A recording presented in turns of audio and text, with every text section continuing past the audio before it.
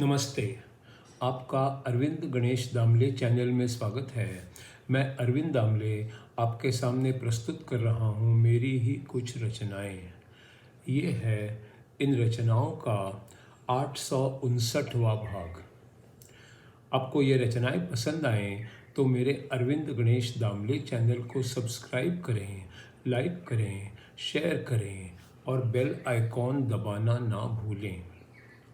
तो मेरी पहली मराठी वाली रचना है, हृदयात आनंद भरलेला असला आणि ओठांवर सतत नैसर्गिक मंद स्मित असलं तर समजावं की त्याला आयुष्यात काय करायचं ते कळलेलं आहे.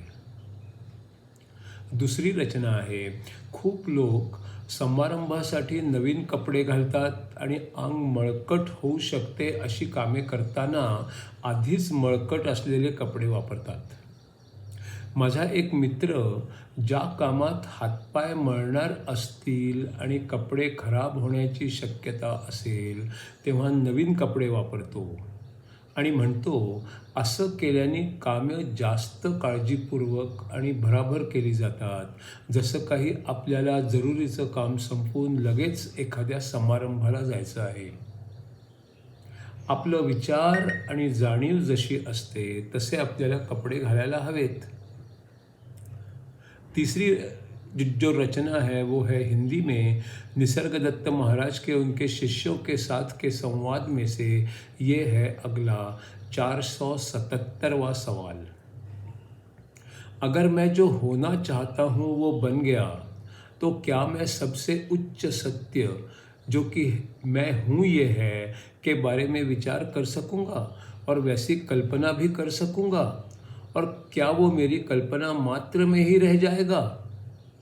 इसका उत्तर है, आप वहाँ तक पहले पहुँचिए तो सही और बाद में सवाल पूछिए। अगला सवाल है, मैं 10 साल से योग कर रहा हूँ। मैं एक फ्रांस का रहने वाला हूँ और वहीं पर रहता हूँ। इसका जवाब है, आपका जो ध्येय था उस तक क्या आप पिछले 10 सालों में पहुँच पाए? अगला सवाल है, शायद वो बहुत कठिन काम था, आप तो ज़रूर समझ सकते होंगे। इसका उत्तर है, जो आपका स्व है, जो आप खुद हो, वो बहुत पास है और वहाँ तक जाने का मार्ग भी सरल है। आपको एक ही चीज़ करनी है और वो है कि आपको कुछ भी नहीं करना। कुछ भी नहीं करना ये बहुत मुश्किल होता है। अगला 480वां सवाल है, मेरा ये अनुभव है कि मेरी साधना आसान नहीं है, वो काफ़ी मुश्किल है। इसका उत्तर है, आपकी साधना का नाम है आपका होना, आपका अस्तित्व, और उसके लिए किसी भी बात की ज़रूरत नहीं है। वो तो आपको अकेले ही करनी है। आपको बस वो महसूस करना है। क्या आप हैं ये याद रखना है इतना मुश्किल है? अरे आप तो हमेशा तो होते ही हो। अगला सवाल है 481वां। हाँ, इसमें कोई संदेह नहीं है, वो सिर्फ महसूस करना है। पर हमारी अनेक तरह की सोच होती है, अनेक घटनाएं होती रहती हैं, हर बात के बारे में हम तरह तरह की कल्पना करते रहते हैं, हमारे हर बात के बारे में ख्याल पक्के होते जाते हैं, अनेक बातें हम महसूस करते रहते हैं। इन सब को दिमाग से निकाल देना असंभव हो जाता है।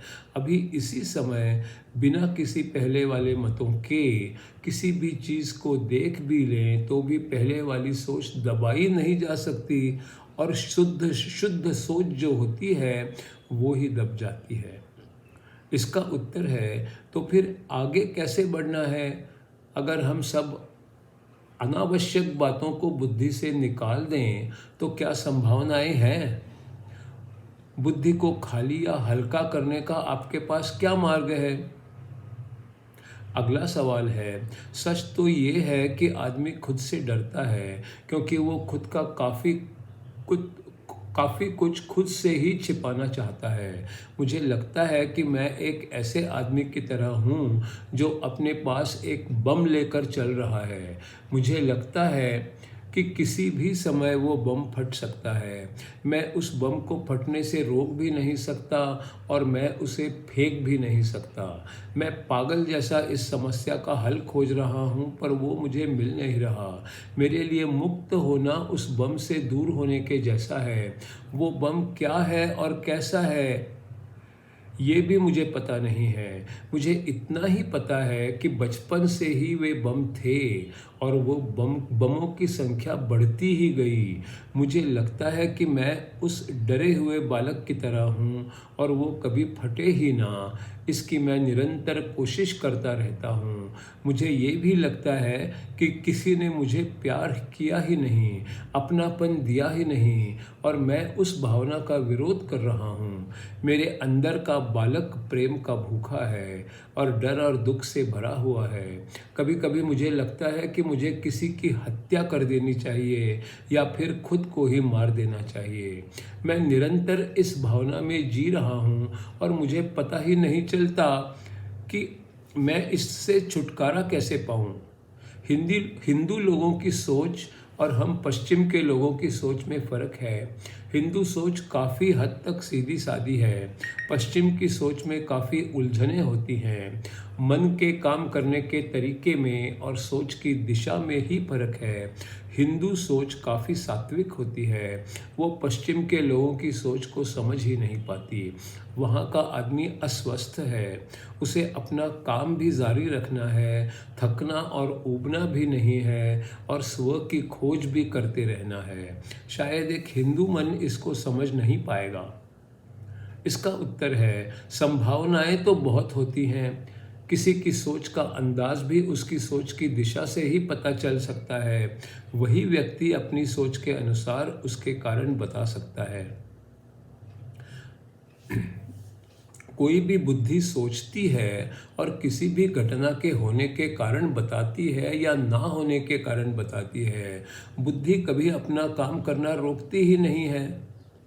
इसका उत्तर है हाँ, यही अक्सर देखा जाता है, पर ये आम तौर पर नहीं होना चाहिए। यही तो उसे उसके दुख और दर्द का कारण है। जब इस तरह की सोच आम हो जाती है तो वही एक परंपरा सी बन जाती है।